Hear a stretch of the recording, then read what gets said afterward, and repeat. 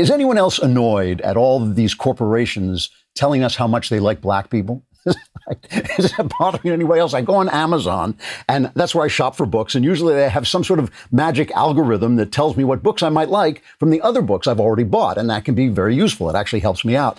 But now they're showing me a lot of books about race that I'm completely uninterested in, and I'm never going to read. I'm never going to read those books. I'm not interested in them. Same with Netflix. Suddenly they're promoting a lot of racially themed movies I'm not going to watch. So what's the point? What is the point of that? Well, obviously, it seems to me the point is, one, to show us what wonderful people the zillionaires who run these companies are, and two, and more importantly, to indemnify their companies against civil rights lawsuits by having some meaningless garbage they can point to as proof of their goodwill.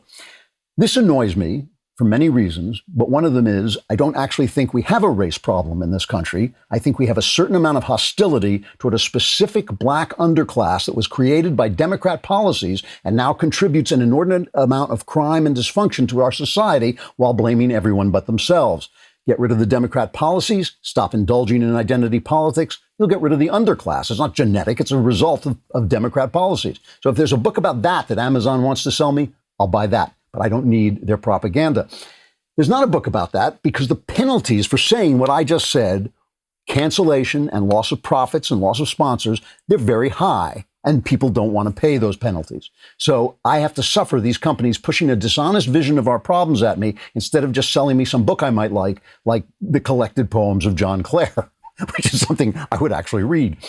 This tells us something. It tells us that conservative over-reliance on capitalism and business these past 40 years was a mistake. I've said it before, but it's true. Capitalism and business cannot alone replace good values, courage, true religion, and truth-telling. These corporations are acting badly out of self-interest and out of capitalistic self-interest instead of honestly acting and telling the truth out of true concern for our problems.